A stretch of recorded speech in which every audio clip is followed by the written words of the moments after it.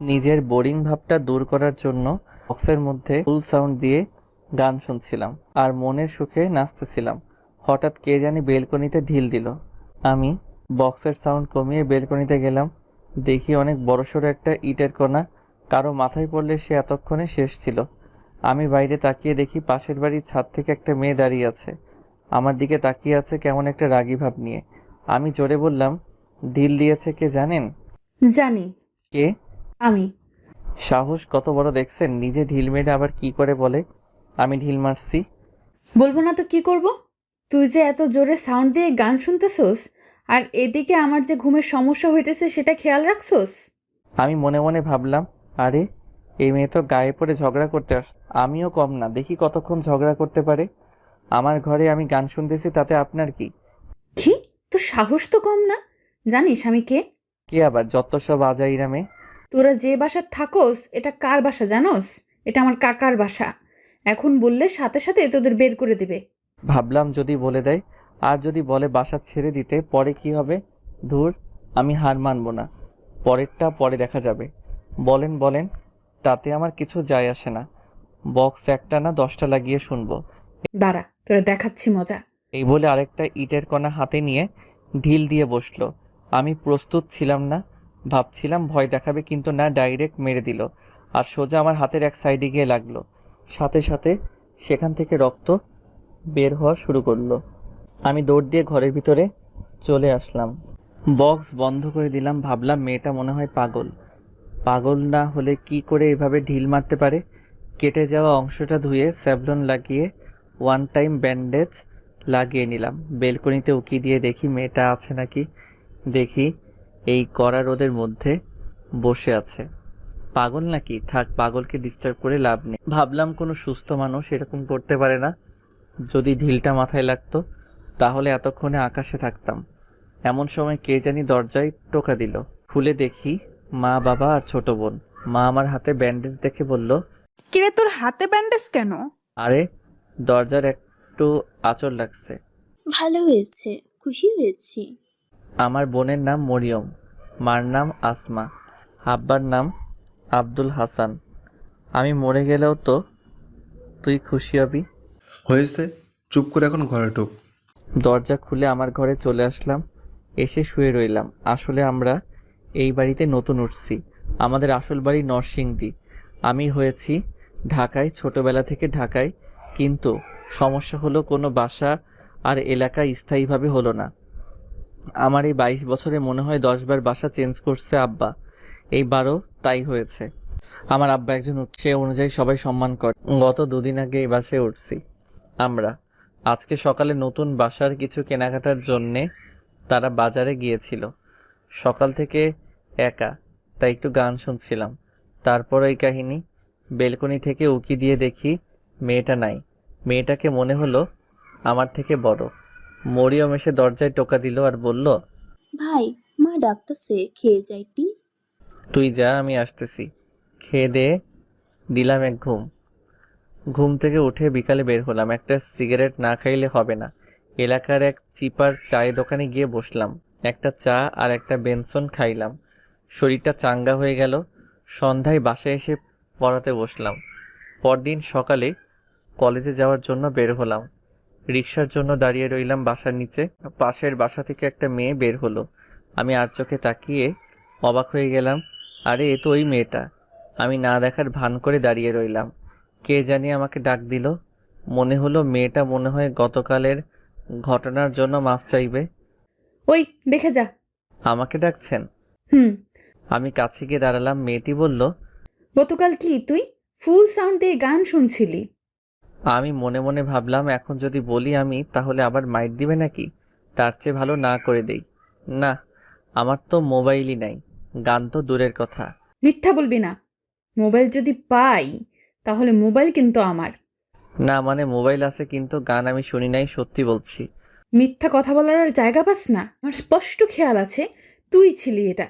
সত্যি বলছি আপু। থাবড়াইয়া সব দাঁত ফালায় দিব আবার মিথ্যা বললে। সরি আপু, মাফ করে দেন। নেক্সট টাইম যদি এরকম জোরে সাউন্ড দিয়ে গান শুনোস তাহলে তোর খবর আছে। চর খাওয়ার আগে ভাগ। আমি সেখান থেকে রিক্সা নিয়ে চলে আসলাম। ভাবলাম মাফ চাইবে, কিন্তু হলো কি, আমি মাফ চেয়ে কুল পাই না। দূর, এসব আলতু ফালতু মেয়েদের থেকে দূরে থাকাই ভালো। কলেজ থেকে এসে লিফটের জন্য ওয়েট করতেছি।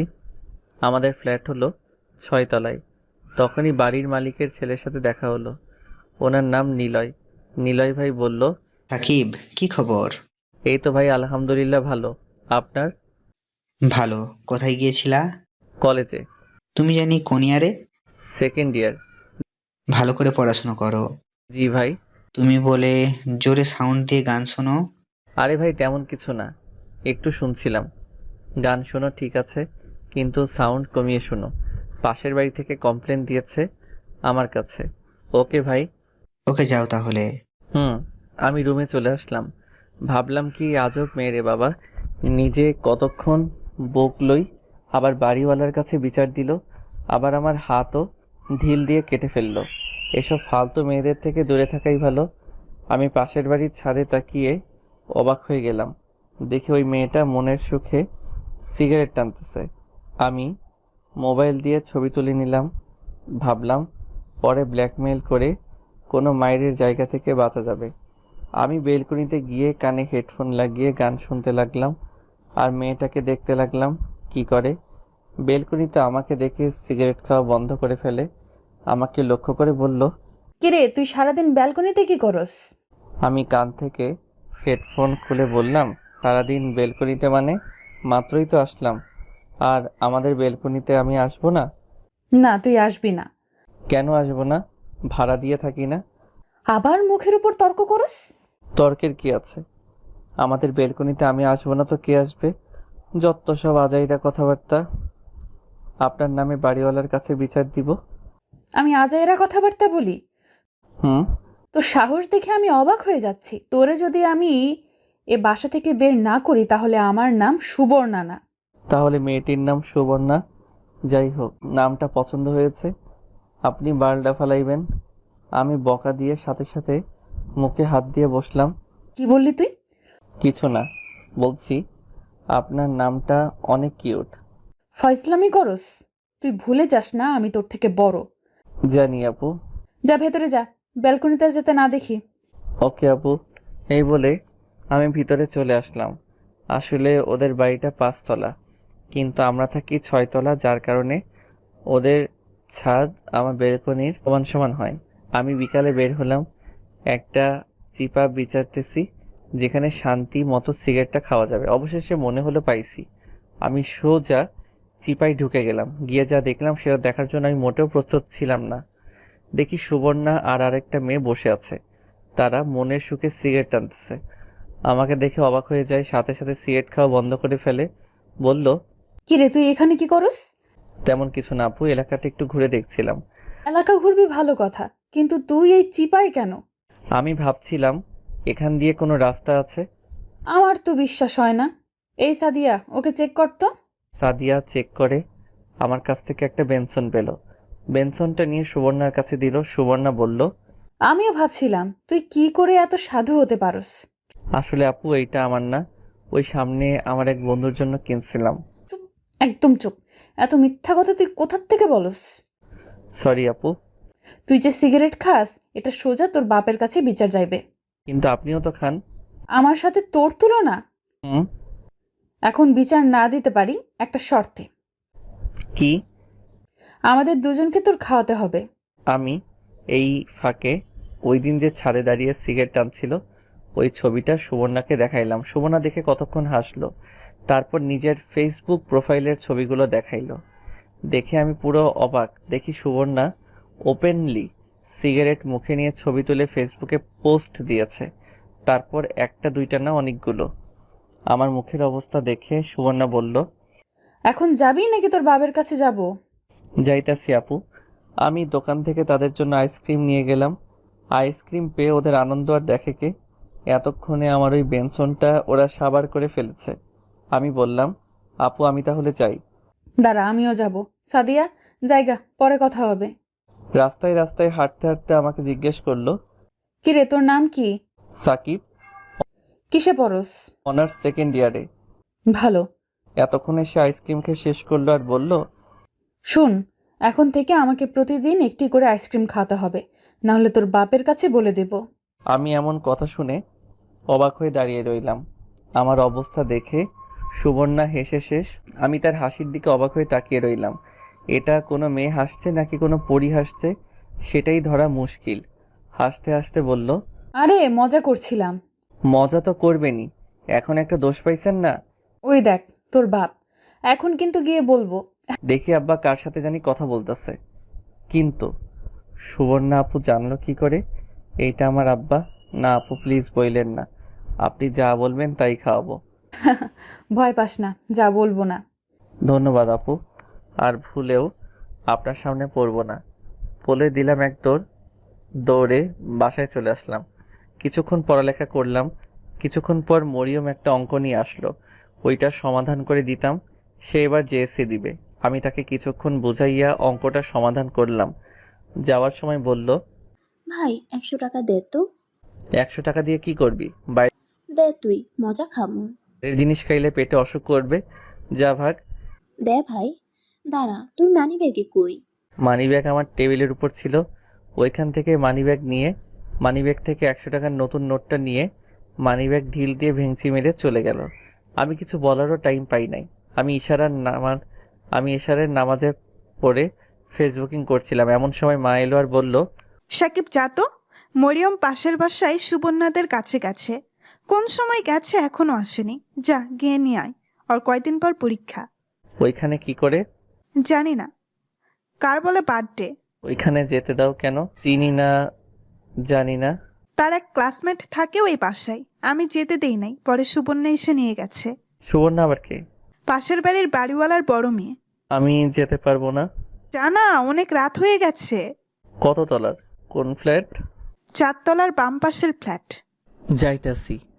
মা চলে গেল। ওই বাসায় গেলে আবার যদি সুবর্ণার সাথে দেখা হয়, পরে আবার কি জানি হয়।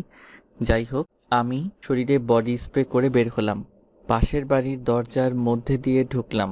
ভাবলাম সিঁড়ি দিয়ে উঠে যাই। আমি 2 তলায় উঠলাম। খেয়াল করলাম ওপর থেকে কে জানি গান গাইতে গাইতে নিচে নামতেছে। আমাকে পাশ কেটে চলে গেল। মনে মনে ভাবলাম, মনে হয় বেঁচে গেছি। এই বাসার সব মেয়ে সুবর্ণার মতোই। এ বাসার সব মেয়ে মনে হয় সুবর্ণার মতোই হবে। এসব মেয়েদের থেকে দূরে থাকাই ভালো। কিন্তু না, মেয়েটি মনে হয় কিছু বলল। এই যে শুনছেন? জি, আমাকে বলছেন? হ্যাঁ আপনাকে। আপনাকে আগে তো এই বাসায় দেখি নাই। এখানে কি করছেন? আমি পাশের বাসায় থাকি। এখানে এসেছি সুবর্ণা আপুদের বাসায়। কিন্তু এই বাসায় তো কোনো সুবর্ণা থাকে না। কি বলেন? আমাদের মা তো বলল 4 তলার বাম পাশের ফ্ল্যাটে থাকে। আপনার মা কিছু জানে না? সুবর্ণারা থাকে এই বাড়ির পরের বাড়িতে। না, এই বাসায় থাকে। শুনেন, আমি এই বাসায় 10 বছর ধরে থাকতেছি, আমি জানি না? কিন্তু মা তো বলল, আর আমিও দেখছি সুবর্ণা এই বাসায় থাকে। বললাম না এ বাসায় থাকে না। এখন যদি আপনি উপরে যান তাহলে আপনার নামে কমপ্লেন দিব। আপনি এই বাসায় চুরি করার জন্য ঢুকছেন। এই মেয়ের এই কথা শুনে আমি কথা বলার ভাষা হারিয়ে ফেলেছি। মেয়েটি বলে কি দেখো, জানতাম মালিক যেমন ভাড়াটিয়ারা তো ওই রকম হবে। কি বলবো কিছুই বুঝতেছি না। আমি বললাম, যান আপনি গিয়ে বলেন। মেয়েটা আমার হাত ধরে চিৎকার করতে থাকে, চোর ধরছি চোর, চোর ধরছি চোর। ছাড়েন আমাকে, ছাড়েন, ছাড়েন বলছি। ওপর থেকে এক মেয়ে এসে বলল, মিলি কি হচ্ছে এখানে? আমি চেয়ে দেখি সুবর্ণা। যাক, মনে হলো বাঁচা গেল। তার মানে শয়তান মেয়েটার নাম মিলি। আপু চোর ধরছি, আপনাদের ফ্ল্যাটে চুরি করতে আসছে। মিলি, ওকে ছাড় আর নিচে যা। সবার সাথে এরকম করতে নেই। যাচ্ছি আপু। মিলি চলে গেল। আমি বললাম, আপু আমি কিছুই করি নাই। ও আমাকে কথার প্যাচে ফেলে চোর চোর বলতেছে। এই কথা শুনে সুবর্ণা কিছুক্ষণ হাসলো আর বলল, তোর মতো বোকা আমি আর দেখিনি। একটা পিচ্চি মেয়ে তোকে কি বোকাটাই না বানালো। এই বলে আরও কতক্ষণ হাসলো। আমি বোকার মতো দাঁড়িয়ে রইলাম। সুবর্ণার হাসিটা আমার খুব ভালো লাগছে। সুবর্ণা একটা আধুনিক ডিজাইনের 3 পিস পরছে, একেবারে তাকিয়ে থাকার মতো। সারাদিন তাকিয়ে থাকলেও মনের তৃপ্তি মিটবে। কিন্তু আমার তো বড় আপু লাগে, আমি কেন তাকাতে যাব? সুবর্ণা বলল, বল কেন আসছস? মরিয়মকে নিতে। ও, উপরে আয়। আমি সুবর্ণার পিছনে পিছনে ওদের ফ্ল্যাটে গেলাম। মরিয়মকে ডাক দিল। মরিয়ম আসলে সুবর্ণা মরিয়মের হাতে একটা ব্যাগ ধরিয়ে দিল। আমি মরিয়মকে নিয়ে আসার সময় জিজ্ঞেস করলাম, তুই সুবর্ণা আপুদের সাথে এত তাড়াতাড়ি ফ্রেন্ড করলি কিভাবে? সুবর্ণা আপুর ছোট বোন আমার ক্লাসমেট। ও, তুই সুবর্ণা আপুর নাম জানলি কোথা থেকে? মা বলেছে। সুবর্ণা আপুকে আমার খুব ভালো লাগে। কেন? আমাদের সাথে খুব হাসি খুশি থাকে আর অনেক অনেক মজার কথা বলে, যেগুলো শুনলে তুইও হাসতে হাসতে শেষ হয়ে যাবি। ভালো। আমি বাসায় এসে রাতে শুয়ে শুয়ে ফেসবুক চালাইতেছি। অনেক কষ্টে সুবর্ণার আইডি বের করি, তাকে ফ্রেন্ড রিকোয়েস্ট পাঠাই। এভাবে কিছুদিন চলে যায়। একদিন রাতে সিগারেট খাওয়ার জন্য আমাদের বাসার ছাদে গিয়েছিলাম। গিয়ে গিয়ে যা দেখলাম তা বিশ্বাস করার মতো না। দেখি সুবর্ণা আপু আর নিলয় ভাই অন্তরঙ্গ হয়ে বসে আছে আর কি যেন কথা বলছে। আমি মোবাইল বের করে একটা ছবি তুললাম। কিছুক্ষণ পর দেখলাম সুবর্ণা আপু রেগে গেল আর কাঁদতে লাগলো। আমি তেমন কিছুই বুঝলাম না। মনে হলো সুবর্ণা আপু চলে যাবে, তাই আমিও চলে আসলাম। ভাবলাম সুবর্ণাকে এই ছবি পাঠিয়ে কিছু টাকা কামানো করা যাবে। আমি বাসায় এসে রাত 1টার সময় দেখি সুবর্ণা আপু অ্যাক্টিভ। আমি নক দিলাম, এই প্রথম। হ্যালো আপু, আমি সাকিব। কিছুক্ষণ পর মেসেজ আসলো। কি বল? আমি তাদের অন্তরঙ্গ ছবিটা পাঠিয়ে দিলাম। কি চাস বল? আমি একটা নাম্বার দিয়ে বললাম, এই নাম্বারে 5,000 টাকা পাঠিয়ে দিন। মনটা ভালো না, জ্বালাস না। এখন আমি কি করব? টাকা দেন, না হলে ছবি ভাইরাল। কিছুক্ষণের মধ্যে দেখি বিকাশ অ্যাকাউন্টে 5,000 টাকা চলে আসলো। আমি বুঝতেই পারছি না কি হচ্ছে। টাকা চেক করে দেখি সত্যি সত্যি টাকা দিয়ে দিছে। আমি বিছানা থেকে উঠে নাচা শুরু করলাম। ভাবলাম সুবর্ণা আপু হয়তো ভালো হয়ে গিয়েছে। এমন সময় আমার মোবাইলে কল আসছে। দেখি সুবর্ণা আপুর নাম্বার। ফোন ধরলাম। হ্যালো, আসসালামু আলাইকুম। কে? ওয়ালাইকুম আসসালাম, আমি সুবর্ণা। আপু, আপনি এত রাতে? কিছু বলবেন? তুই যে ছবিটা তুলেছিলি, ওই ছবিটা এখন কাট। টাকা যেহেতু দিয়েছেন ছবি অবশ্যই কাটবো। তুই আমার থেকে টাকা নিছত না? এর থেকে ডাবল আমি তোর থেকে নিব। দেখবো। আজ খালি আমার মনটা ভালো না দেখা বেঁচে গেছস। এই বলে ফোন কেটে দিলাম। বিছানায় শুয়ে ভাবতে লাগলাম, যাক, অবশেষে সুবর্ণা আপুকে একটা শাস্তি দিতে পারলাম। যাক, মনটা অনেক শান্তি লাগতেছে। পরদিন সকালে কলেজে গেলাম। কলেজ থেকে রিক্সা দিয়ে আসতেছি, দেখি সুবর্ণা এক জায়গায় বসে আছে।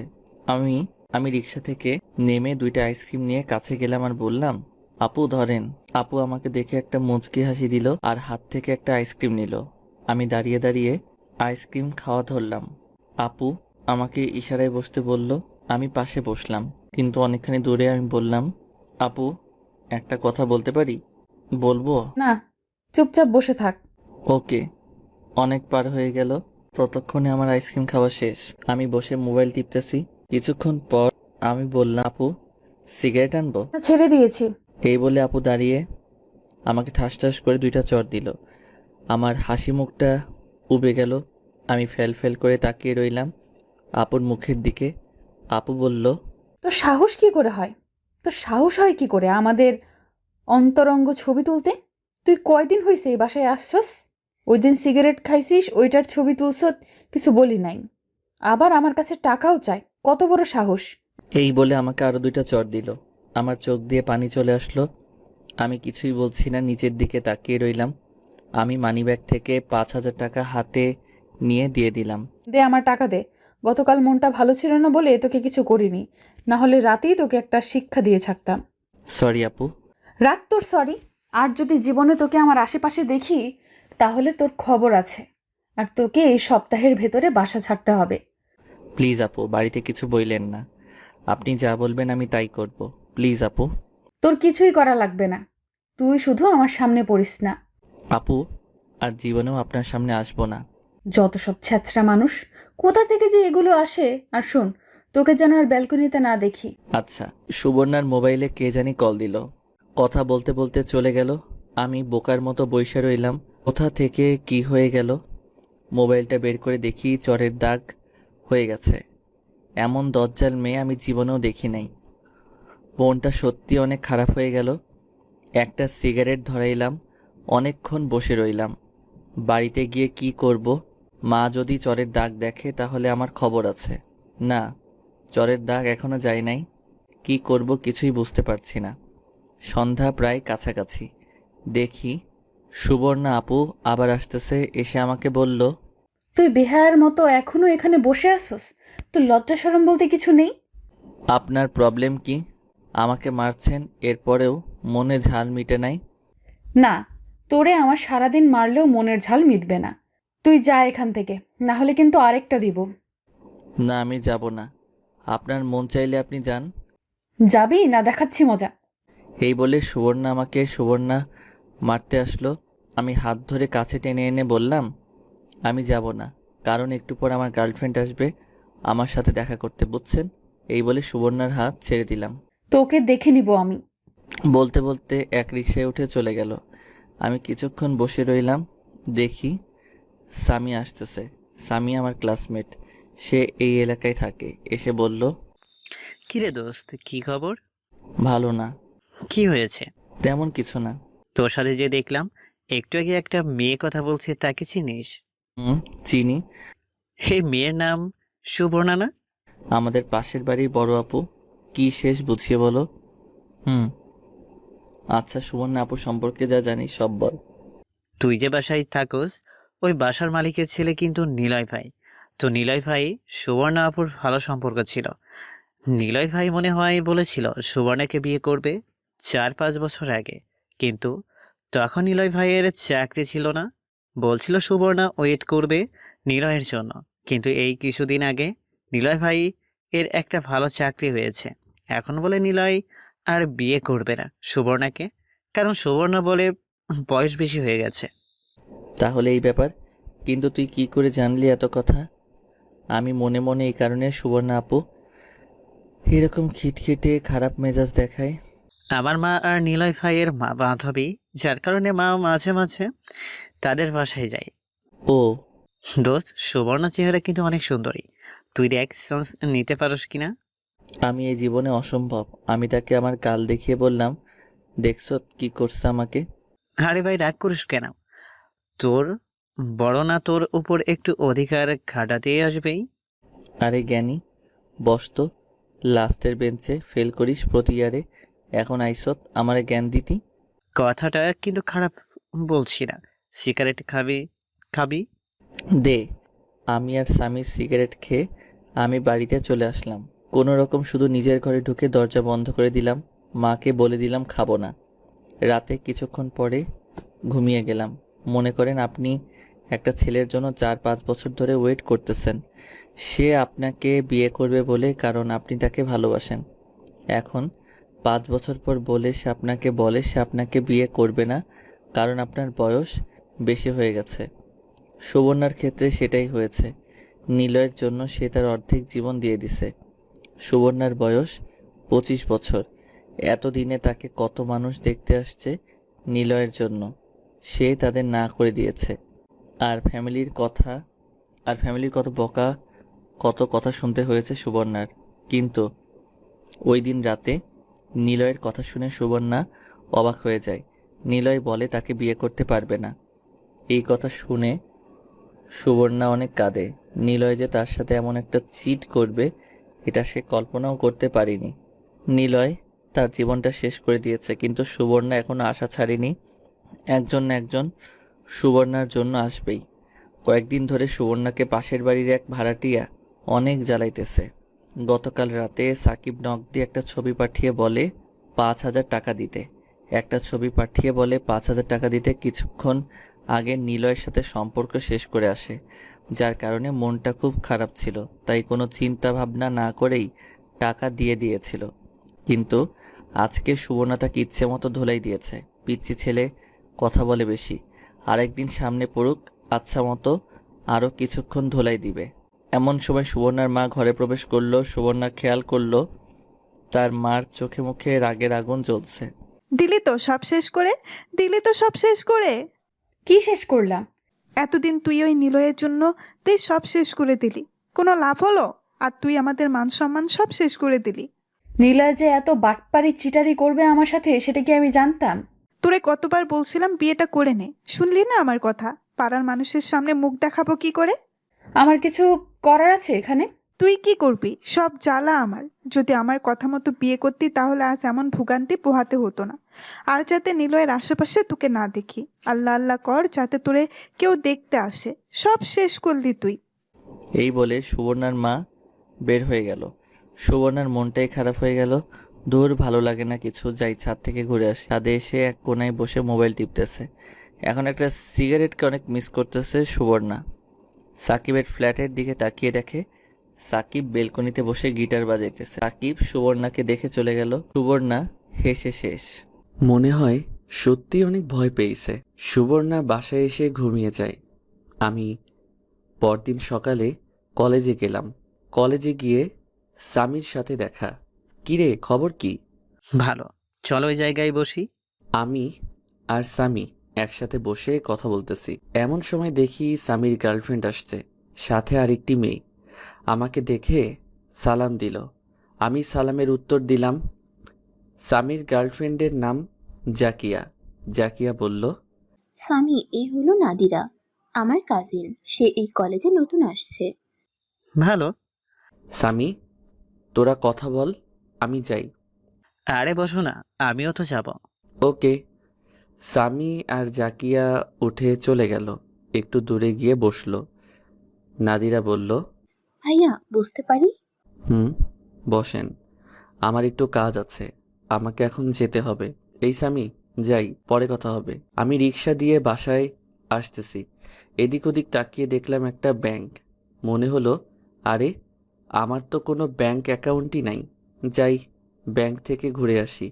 রিক্সা দাঁড় করিয়ে ব্যাংকে ঢুকে গেলাম। তাকিয়ে দেখি অনেক মানুষ। কার কাছে যাব? সামনে একজনকে বললাম, ভাই আমি নতুন একটা ব্যাংক অ্যাকাউন্ট খুলব।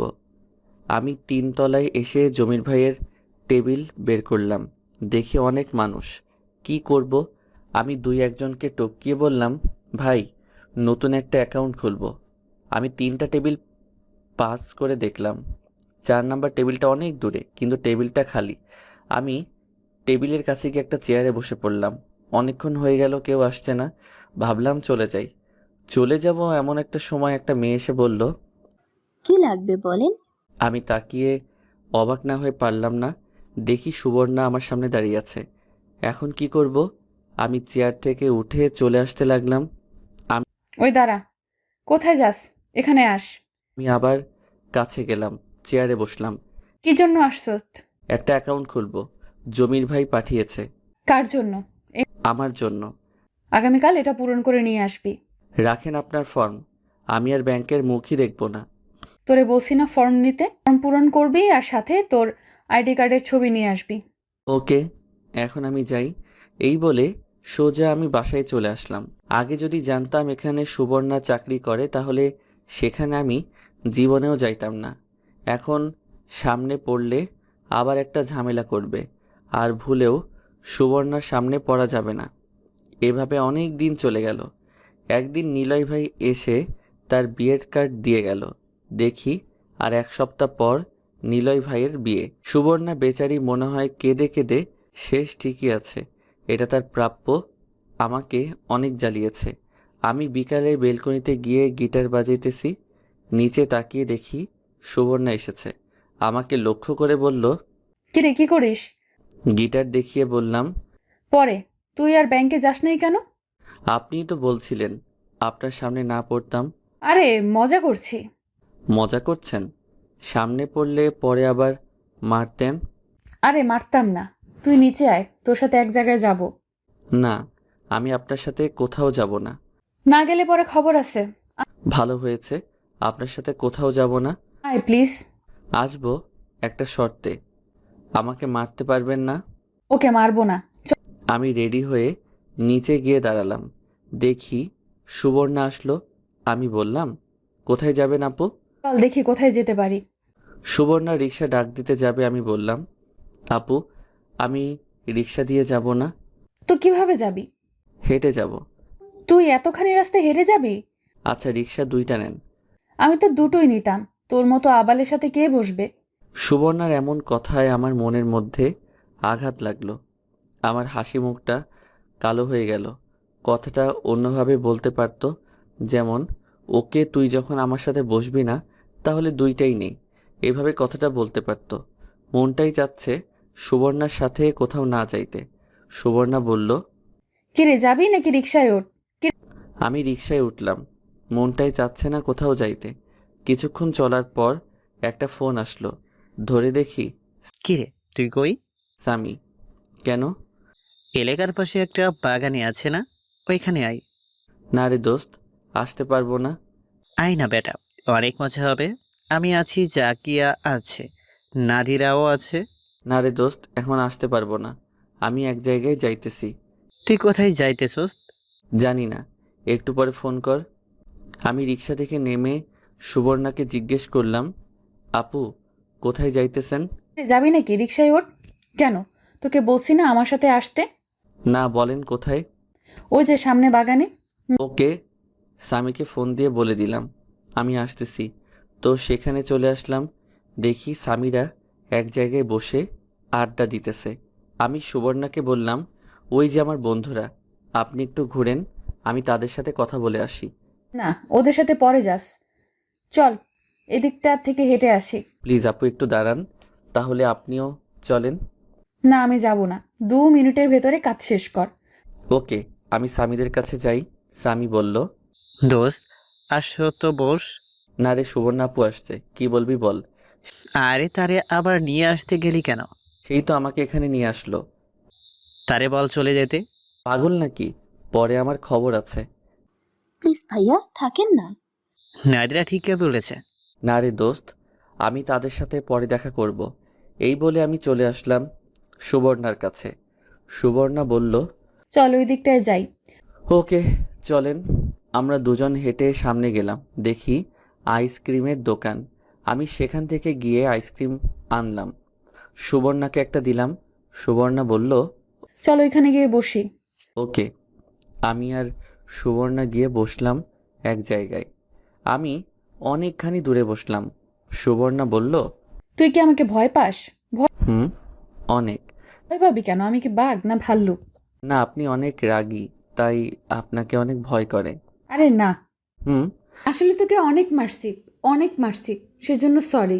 আমি কিছু বলতে যাব, পিছন থেকে নাদিরা বলল, সাকিব ভাইয়া আপনার সাথে কথা ছিল। আমার সাথে? হুম। আপু একটু বসেন, আমি আসতেছি। আমি উঠে নাদিরার সাথে গেলাম। কি বলবা বলো? আপনাকে অনেক আগেই বলতে চাচ্ছিলাম এই কথাটা, কিন্তু সাহস হচ্ছিল না। বলেন। আমার আপনাকে ভালো লাগে। আমি এমন কথা শুনে আমি অবাক হয়ে যাই। এই পর্যন্ত আমাকে কেউ বলল না আমাকে ভালো লাগে কিংবা আমাকে পছন্দ করে। আজ এমন কথা শুনে সত্যি অবাক লাগছে, আর নিজেকে সত্যি ভাগ্যবান মনে হচ্ছে। নাদিরা খুব সুন্দরী। আমি মনে মনে এমন একটা মেয়ে চাচ্ছিলাম। আমি বলল, ভালো। এই প্রথমবার এমন কথা শুনে ভালো লাগছে। প্লিজ আপনার নাম্বারটা দেন। মোবাইল দিয়ে বলল। আমি মোবাইলের মধ্যে আমার নাম্বার দিয়ে দিলাম। প্লিজ কল ধরেন। ওকে।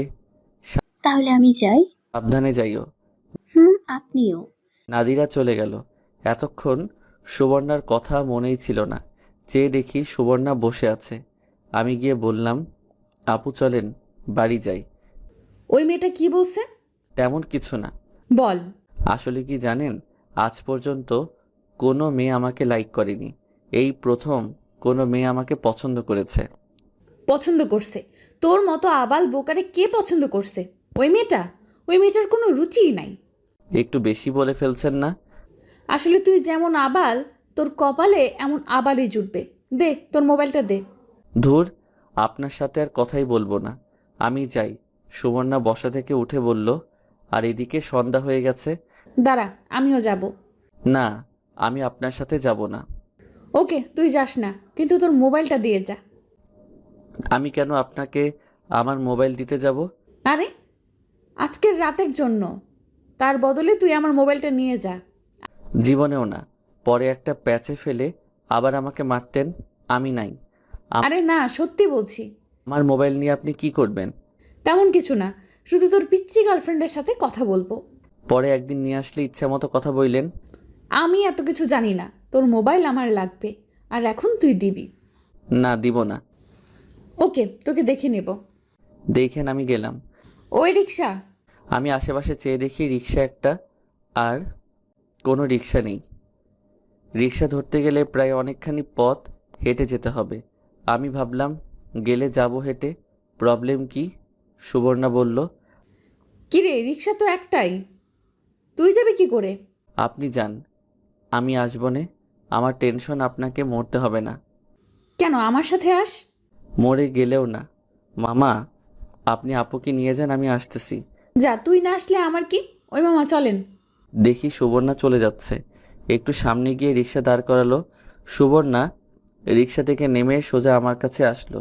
আমার হাত ধরে টানতে টানতে রিক্সার কাছে নিয়ে গেল আর বলল, ওই, ওঠ রিক্সায়। না, আমি উঠবো না। মায়ের খাওয়ার আগে ওঠ।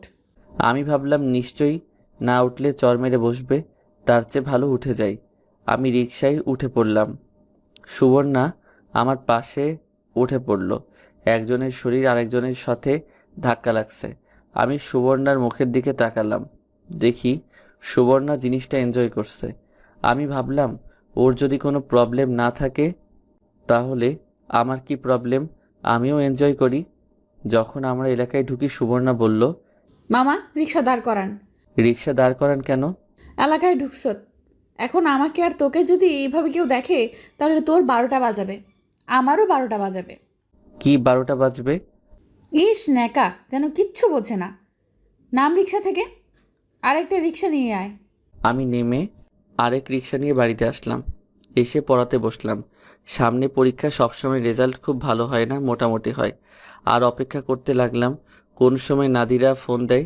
সুবর্ণার সাথে আজকে একসাথে এক রিক্সায় বসলাম। এখানে আমার কোনো দোষ ছিল না, বিপদে পড়ে এমন হয়েছে। আমার তেমন কোনো ইচ্ছাই ছিল না। আমি পড়াতে মন দিলাম। কে জানি দরজায় কলিং দিল। মা গিয়ে দরজা খুলল। সুবর্ণার মনটা একটু ভালো না। আর কয়েকদিন পর নিলয়ের বিয়ে।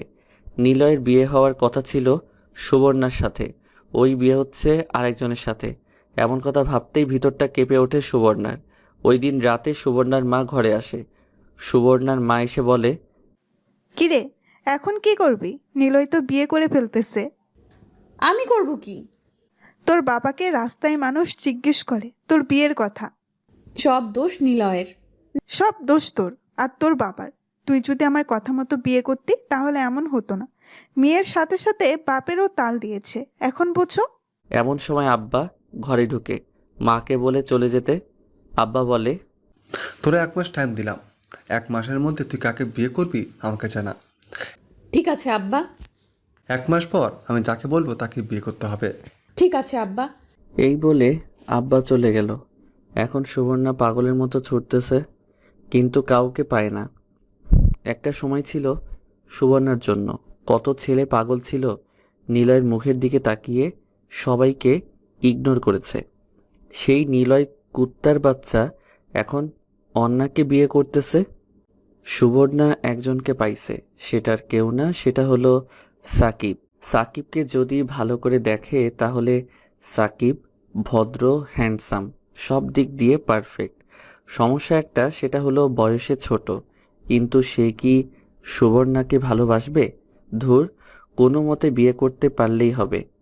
ভালোবাসবে না, তার কাছ থেকে ভালোবাসা আদায় করব। এখন কাজ শুধু সাকিবকে লাইনে আনা। আজকে ঠিক করলো সাকিবকে নিয়ে কোথাও ঘুরতে যাবে। সেখানে গিয়ে দেখে এক মেয়ে এসে বলে সাকিবকে ভালোবাসে। এই মেয়ের বিচার করতে হবে, তাই বলেছিল সাকিবের মোবাইল দিতে। কিন্তু সাকিব তো দিবে না। আর সুবর্ণাও না, নাছোড়বান্দা। রাতে গিয়ে সাকিবের বাসায় নক করলো। 2বার নক করার পর সাকিবের মা এসে দরজা খুলল। সুবর্ণা বলল, আন্টি আসসালামু আলাইকুম, কেমন আছেন? ওয়ালাইকুম আসসালাম। তুমি যেন কে, মনে পড়ছে তুমি সুবর্ণা। জি আন্টি, আমি সুবর্ণা। ভিতরে এসো মা। সুবর্ণা ভিতরে গেল, দেখে সাকিবের মা রান্না করছে। সুবর্ণা বলল, আন্টি মরিয়ম কোথায়? ওই রুমে। সুবর্ণা প্রথমে মরিয়মের রুমে গেল। মরিয়ম সুবর্ণাকে দেখেই দৌড়ে এসে জড়িয়ে ধরল। সুবর্ণা আপু, তুমি আসছো? আমি তো বিশ্বাসই করতে পারছি না। তুমি কেমন আছো? জি আপু, অনেক ভালো। দেখি তুমি কি করতেছো। মরিয়ম সুবর্ণাকে অনেকগুলো ফুল দেখালো, যেগুলো মরিয়ম নিজের হাতে বানিয়েছে। তারপর কিছু বই দেখালো, যেগুলো সে পড়ছে। আরও অনেক কিছু দেখালো। শেষমেশ পরীক্ষার কিছু সাজেশন দিয়ে সুবর্ণা মরিয়মের রুম থেকে এসে সাকিবের মার কাছে এসে দেখে সাকিবের মা রান্না করছে। সুবর্ণা গিয়ে সাকিবের মাকে হেল্প করতে লাগলো। আরে কি করতেছো? দাও আমি করি। Aunty, noodles. আমি খুব ভালো রান্না করতে পারি। আরে তুমি করতে যাবে কেন? তুমি আসছো আমাদের মেহমান। আন্টি, লজ্জা দিয়েন না। আপনি তো আমার মায়ের মতো। আপনাকে সাহায্য করা আমার কর্তব্য। মা, তুমি যেন কি করো? আন্টি, আমি ব্যাংকে চাকরি করি। খুব ভালো, খুব ভালো। আর আমার পোলায় সারাদিন ঘুরে খায় আর পরীক্ষায় ফেল করে। সাকিবের কথা বলেন। ও তো খুব ভদ্র, আমার সাথে খুব ভালো ব্যবহার করে। যাও, এই নুডলসটুকু সাকিবকে দিয়ে আসো, আর এটা মরিয়মকে। আন্টি আঙ্কেল বাসায় নাই। না, এখনো আসেনি। ও, ওকে, দিন, আমাকে দিন। সুবর্ণা মরিয়মকে দিয়ে সাকিবের ঘরে গিয়ে টোকা দিল।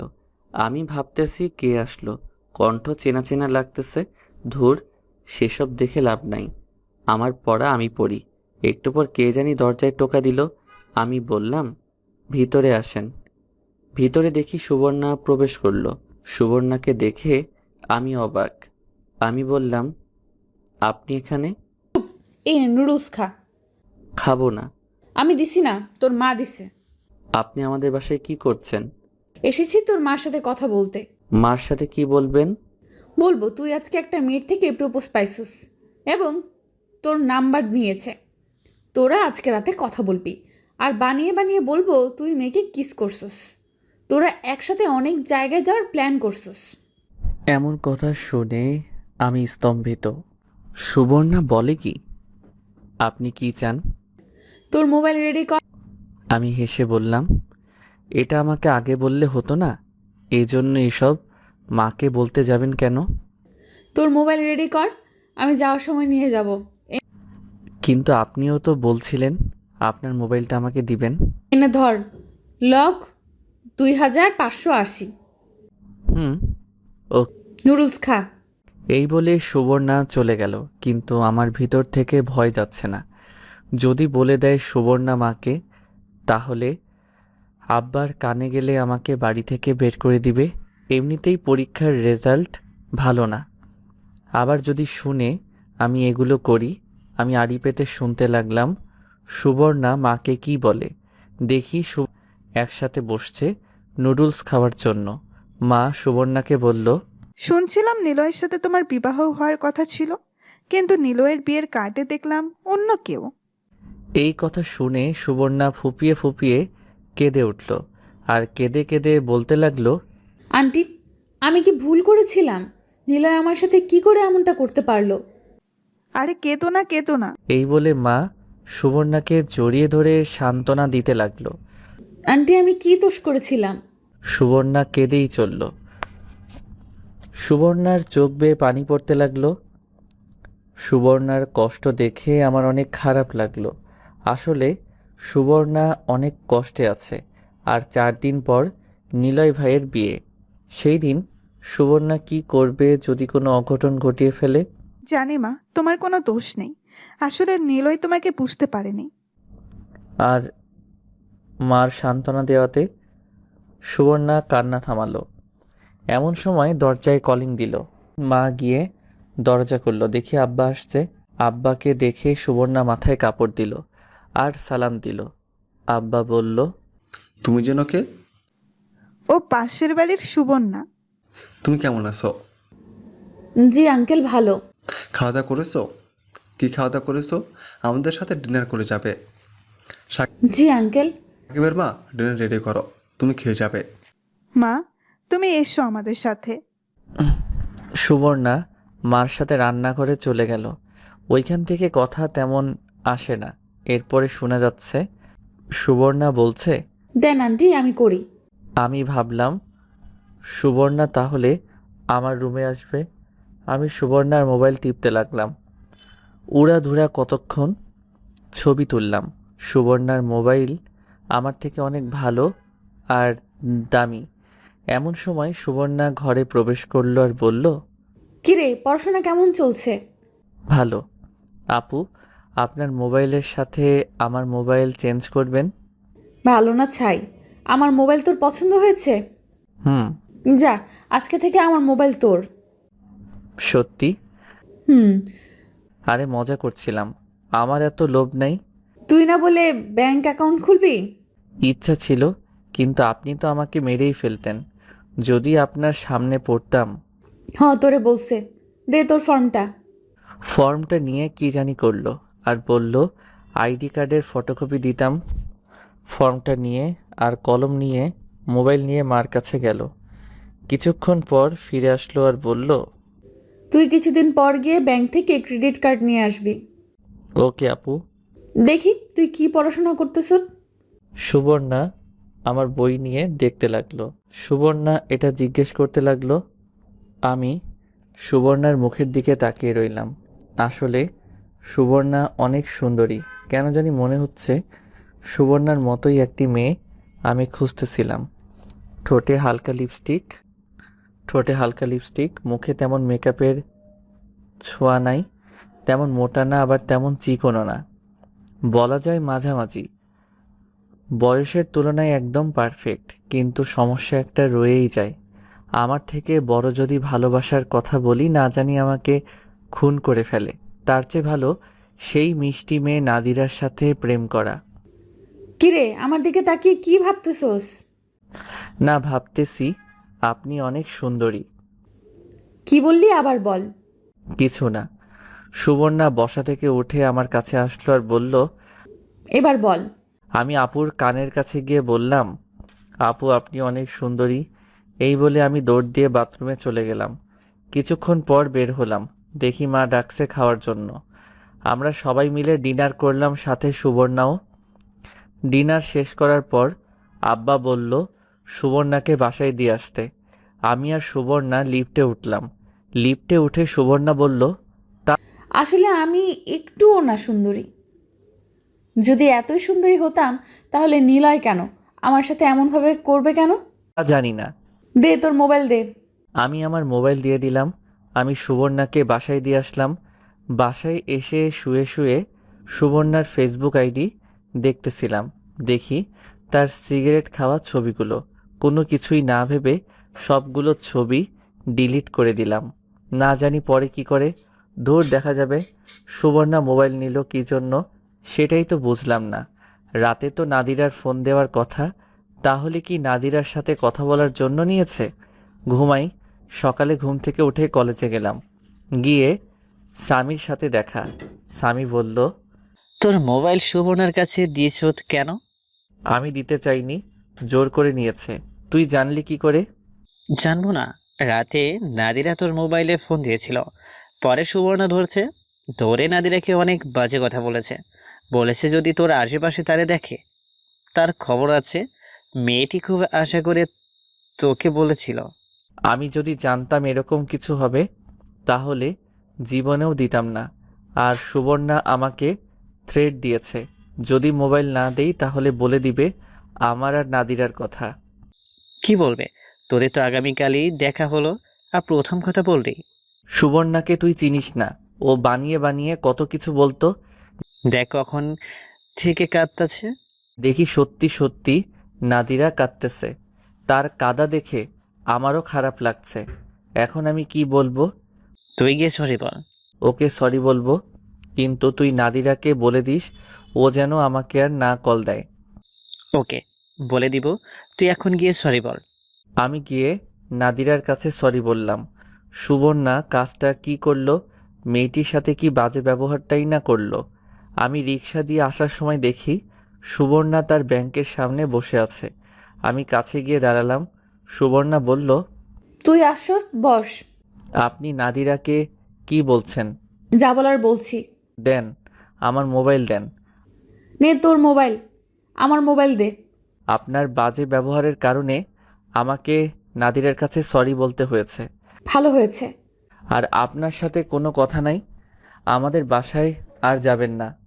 তোর বাসায় যাওয়ার জন্য আমি পড়ে রয়েছি, তুই কিন্তু আমার সাথে বাজে ব্যবহার করতেছ। আপনি যেমন আপনার সাথে তেমনই করব। আমি কেমন? কানে কানে গিয়ে বললাম, একটা ফালতু মেয়ে। এই বলে আমি হাঁটা ধরলাম। আমি সোজা বাসায় চলে আসলাম। নিলয় ভাইয়ের বিয়ে উপলক্ষে পুরো বাড়ি সাজানো হয়েছে। নিলয় ভাইয়ের বিয়ে উপলক্ষে অনেক অতিথি বাড়িতে আসা যাওয়া করছে, কিন্তু আমার মন একটু ভালো না। কারণ হলো, সুবর্ণার জন্য মনটা কেমন একটা টান অনুভব করছে। যদিও আমার থেকে বড়। পরদিন নিলয় ভাইয়ের গায়ে হলুদ। জানি না সুবর্ণা কি করছে, নিশ্চয়ই ঘরে বসে কাঁদতেছে। পরদিন ভাবছিলাম সুবর্ণার সাথে দেখা হবে, কিন্তু না। রাতে বেলকনিতে বসে আছি, একটু পর দেখি সুবর্ণা ছাদে এসে এক কোণায় বসে পড়ছে। ভাবলাম নিশ্চয়ই সুবর্ণার মনটা খারাপ। আমি ডাক না দিয়ে ওদের বাসার ছাদে গেলাম। গিয়ে সুবর্ণার কাছে গেলাম। দেখি সুবর্ণা শাড়ি পরছে। কিছুটা অন্ধকার, কিন্তু বোঝা যাচ্ছে সব কিছু। এত সুন্দরী লাগছিল সুবর্ণাকে। আমি বললাম, আপু, আমি সাকিব, কেমন আছেন? ভালো না রে। কেন মন খারাপ? হুম। আমি ভালো করে তাকিয়ে দেখি সুবর্ণার চোখে পানি। আমি গিয়ে পাশে বসলাম। নিলয় ভাইয়ের জন্য মন খারাপ হচ্ছে। সুবর্ণা আমার গেঞ্জির কালার ধরে বলল, চুপ। ওই হারামির নাম আমার মুখের সামনে আনবি না। ওকে। তুই আমার থেকে কত বছরের ছোট? জানি না, আমার মতে তুই আমার থেকে 3 বছরের ছোট। হয়তো। তুই তো আমার ছোট ভাই। জি আপু, আমি তোকে একটা কথা বলতে চাই। বলেন। আমার আব্বু বলছে আমাকে 1 মাসের মধ্যে বিয়ে করতে, না হলে আব্বু যার কাছে মনে চায় তার কাছে বিয়ে দিয়ে দিবে। সে তো ভালো কথা। আপনার আব্বু নিশ্চয়ই কোনো খারাপ ছেলের সাথে আপনাকে বিয়ে দিবে না। তা তুই ঠিক বলছ, হুম। কিন্তু আমার কেমন জানি ভয় করছে। ভয়ের কি আছে? জানি না আমাকে তোর কেমন লাগে। ভালো লাগে, কিন্তু কিন্তু কি? তেমনটা বোঝাতে চাইনি। আমি দেখতে খারাপ, বয়স বেশি, বুড়ি হয়ে গেছি? আমার ভালো লাগা আপনার কি আসবে আর যাইবে? তো অনেক কিছু। একটু কাছে এসে বস, আমার ভয় করছে। আমি কি করব বুঝতে পারছি না। চলে যাব না, এমনিতেই সুবর্ণার মনটা খারাপ। আমি কাছে গিয়ে সুবর্ণার শরীরের সাথে লেগে বসলাম। সুবর্ণার শরীর থেকে একটা মিষ্টি গন্ধ আসছে, যেটা আমার খুব ভালো লাগছে। সুবর্ণা বলল, এভাবে সবসময় আমার পাশে থাকবি। আমি কি বলবো বুঝতে পারছি না। সুবর্ণা বলে কি, আমি যদি সুবর্ণার পাল্লায় পড়ি তাহলে আমাকে জানি কি করে। এমনিতেই আমাকে যেই জ্বালানো জ্বালাইয়েছে, আবার যদি আমাকে বিয়ে করার কথা বলে তাহলে আমি শেষ। আর বললেই হলো নাকি, আমার বিয়ে হতে আরও অনেক দেরি। চেষ্টা করব। সুবর্ণা আমার চোখের দিকে তাকালো। মনে হয় ভেবেছিল আমি হ্যাঁ বলবো, আর হ্যাঁ বলবো আমি। পাগল নাকি? সুবর্ণা আমার দুর্বলতার সুযোগ নিয়ে আমাকে পটাতে চাইছে। আমি নাই, এই মেয়ে যদি আমার কপালে আসে তাহলে আমার আর রক্ষা নাই। তার চেয়ে ভালো কেটে পড়ি। সুবর্ণা আমার হাত ধরে কাঁদতে লাগলো। তার হাতের ছোঁয়া আমার শরীরে একটা শিহরণ খেলে গেল। মনে হচ্ছে আমি ঘামতেছি। সুবর্ণা আমার হাত শক্ত করে ধরল, বলল, বল, তুই আমার পাশে থাকবি সব সময়? হুম। আপু, আমি যাই? যাস না, আর একটু বস। ওকে। সুবর্ণা আমার হাতটা আরো শক্ত করে ধরলো, কিন্তু আমি হাতটা ছাড়িয়ে নিলাম। বললাম, আপু, আমাকে যেতে হবে। বল, তুই নিলয় বিয়েতে যাবি না? ওকে, যাব না। বল, তুই নিলয়ের বিয়েতে যাবি না? আমার মনটা একটুও ভালো না। চল না, আগামীকাল কোথাও ঘুরতে যাই। না, মোটেও না। কেন? আপনার সাথে কোথাও না কোথাও গেলে একটা সমস্যা হবেই। যা, তুই যেখানে বলবি সেখানে যাব। আমি যেখানে বলবো সেখানে? হুম। তারপরেও আমি আপনার সাথে কোথাও যেতে পারবো না। কেন? যদি কিছু হয়ে যায়? তো হবে না, আমি আছি না। কোথায় যাব? আমার যাওয়ার মতো কোনো জায়গা নেই। তাহলে আমার সাথে চল। কোথায়? যে কোনো জায়গা, তুই শুধু আমার সাথে আসবি। ওকে, তাহলে আমি যাই। ওকে, যা, চুপচাপ ঘরে বসে শুয়ে থাক, ঘর থেকে বের হবি না। ঘর থেকে বের হতেই হবে। কেন? একটা সিগারেট খেতে হবে। এখন চল আমার সাথে। ওকে চলেন। আমি আর সুবর্ণা বাড়ি থেকে বের হয়ে মোড়ের দোকান পর্যন্ত পাশাপাশি হেঁটে গেলাম। গিয়ে একটা সিগারেট নিলাম।